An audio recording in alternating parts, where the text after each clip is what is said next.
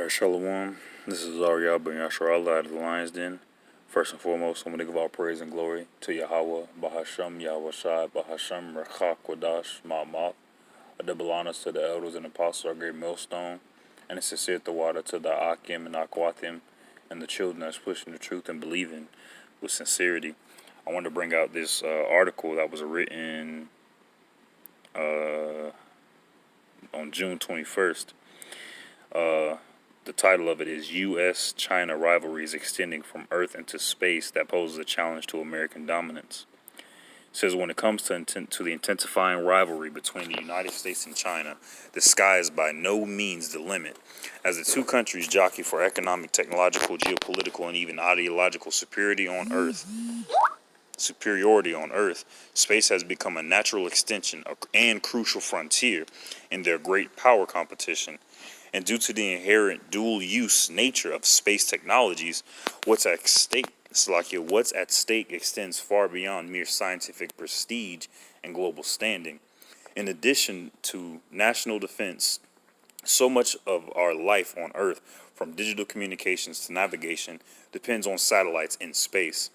Following the demise of the Soviet Union space program, the U.S. has enjoyed a period of unparalleled leadership in space, but in recent years, U.S. observers and politicians have warned that America's dominance could soon be challenged by China's fast-growing space capabilities. That concern has only deepened with the series of important and high-profile Chinese achievements. In 2019, it became the first country to land on the far side of the moon. Last year, it successfully put into orbit its final, I'm not sure how to properly say that, Beidou satellite, setting the stage to challenge the U.S. Global Positioning System, GPS, and last month it became the only country after the U.S. to put a functioning rover on Mars. That particular breakthrough prompted NASA's new administrator, Bill Nelson, to warn against American complacency in face of China's space ambitions. At a House hearing last month, he held up an image taken by the Chinese rover on Mars, called China a very aggressive competitor, and lobbied Congress to fund NASA's plans to bring humans back to the moon. This is the same thing that happened during the Cold War, during the USSR and the USA space race. All right, the same things happened again. Despite its advancements, and that was me speaking, not from the article, but despite its advancements, China's space technology still lags behind the U.S., but China's space program is flush with political and monetary support from the ruling Communist Party, which views its success as a key measure of its intentional standing in domestic legitimacy. Last week, USA-China competition in space entered a new phase where 3 astronauts arrived in the country's still under construction space station for a 3-month stay. The only other space station in its orbit is the International Space Station, ISS, a U.S.-led collaboration with Russia, Europe, Japan, and Canada. For the past 23 years, the ISS has been visited by more than 200 astronauts from 19 countries except China. Since 2011, NASA has been effectively banned from cooperating with China after Congress passed the Wolf Amendment due to espionage-related concerns. Espionage means like spy, people are being shysty and finessing and stuff like that. That exclusion has at least in part spurred Beijing to build its own space station, the Tianzhong, which is expected to be completed by the end of next year, which is 2 years before the ISS is scheduled to be decommissioned in 2024. If the U.S. and its international partners do not decide to extend the ISS operational life, China's Tianzhong space station may soon become the only crewed outpost in orbit, one that NASA astronauts are barred from joining by U.S. law. While the ISS was primarily a U.S.-Russian venture born out of the ashes of the Cold War, China's Tianzhong is being built amid talks of a new Cold War, and is likely that in the years to come, alliances in space will increasingly mirror the geopolitical lines on Earth. Already, Chinese space officials have made clear they wish to welcome foreign astronauts aboard its space station upon completion. China is also joining hands with Russia to build a joint research station on the moon's south pole by 2035, a facility that will be open to international participation. Word messed me up. The U.S., meanwhile, is building its own international coalition to establish basic principles for safe and responsible lunar explorations. The Artemis records released by NASA in May last year have been signed by 12 countries, including the U.S. and key allies such as Britain, Australia, Canada, Japan, and South Korea.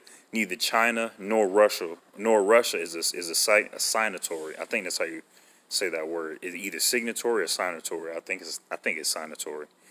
But I brought out that article because I wanted to bring out this scripture. This is Revelations. This is Revelations chapter 12, verse 7. It says, "And there was war in heaven. Michael and his angels fought against the dragon," and that dragon being Esau, all right, being America, NATO, and all of their allies, all right, all of them forming together to create this beast that binds all of us up, that Slakia, tongue tied. NATO being that beast that binds everybody to chattel slavery that we're in right now. All right. It says, I'm gonna start back at verse 7. And there was war in heaven. Michael and his angels fought against the dragon, and the dragon fought and his angels, and prevailed not, neither was their place found any more in heaven. And the great dragon was cast out, that old serpent called the devil and Satan, we know that to be Esau, which deceiveth the whole world. He was cast out into the earth, and his angels were cast out with him. People think that that this is a story that happened back in the day, but really this is a coming prophecy. All right, just like the article I read, they're not going to be the only ones up there. All right, China's also going to be with them, and Russia's also going to be trying to go against them as well. But in the midst of that, Yahweh Shai and his angels are going to come. All right, and they're gonna make war with them. All right, verse 10. It says, "And I heard a loud voice saying in heaven, Now is come salvation and strength, and the kingdom of our power, and the power of his Mashiach. And for the accuser of our brethren is cast down, which accused them before Yahweh day and night, And they overcame him by the blood of the Lamb, and by the word of their testimony, and they loved not their lives unto the death.